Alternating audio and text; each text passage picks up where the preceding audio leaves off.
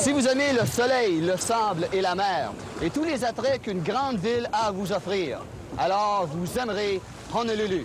Notre destination, Aloha, Hawaii.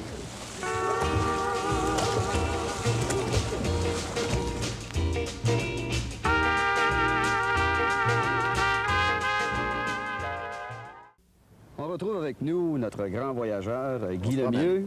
Ça va, Guy? Oui. Derrière nous, Diamond Head et aussi la plage Waikiki. C'est à quelques minutes de l'aéroport où on retrouve toute une multitude d'hôtels. C'est ce qui veut dire les îles Hawaii, c'est reconnu dans le monde entier. Évidemment, la fameuse plage de Waikiki, qui n'en a pas entendu parler?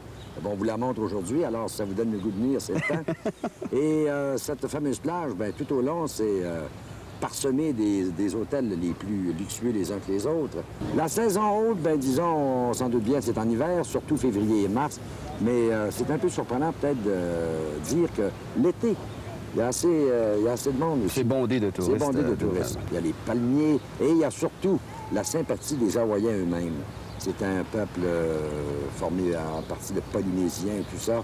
Et on retrouve un peuple là qui, en général, est très joyeux, très gentil, très affable pour le touriste. Alors, on ne se sent pas tellement dépaysé, on se sent très bien reçu quand on vient. C'est un endroit idéal. L'endroit idéal, quoi, pour venir passer une vacance.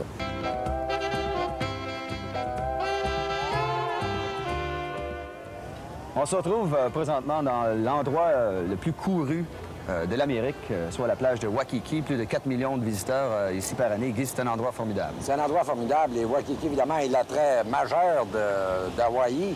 Et pour plusieurs raisons, c'est que, contrairement à certaines plages américaines, ce qui caractérise les plages d'Hawaï en général, non seulement Waikiki, mais c'est le surfing qu'on peut y faire. Les vagues sont énormes. Alors les gens s'amusent beaucoup. C'est ce qu'on ne retrouve pas sur plusieurs autres sites au monde.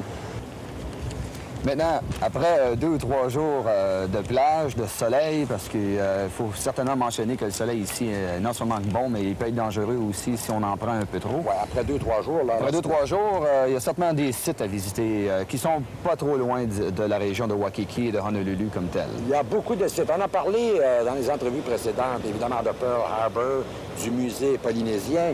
Il y a aussi le Sea Life Park, par exemple, où vous ferez connaissance avec les plus beaux spécimens de la vie sous-marine d'Hawaï. Les dauphins qui vous feront des danses, il y a les lions de mer, il y a les baleines, il y a quelques 1600 livres qui viennent vous frôler le visage. Et en passant aussi, il y a quelque chose ici, un attrait qui est complètement gratuit.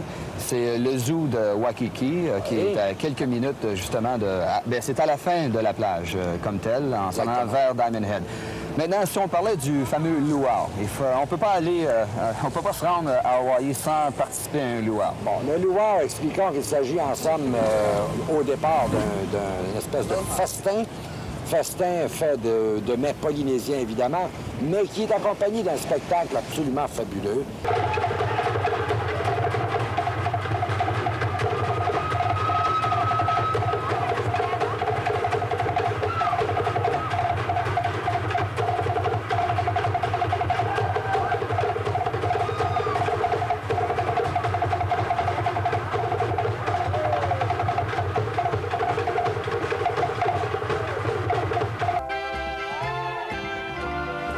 Oahu, qui se traduit en lieu de rencontre, était jadis l'endroit où les rois d'Hawaï se réunissaient.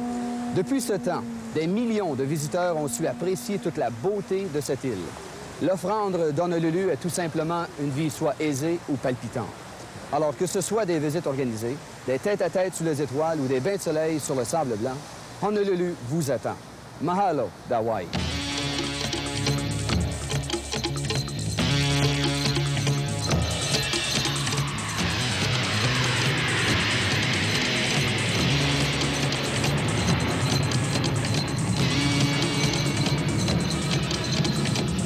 L'équipe de production a voyagé en collaboration avec CPR.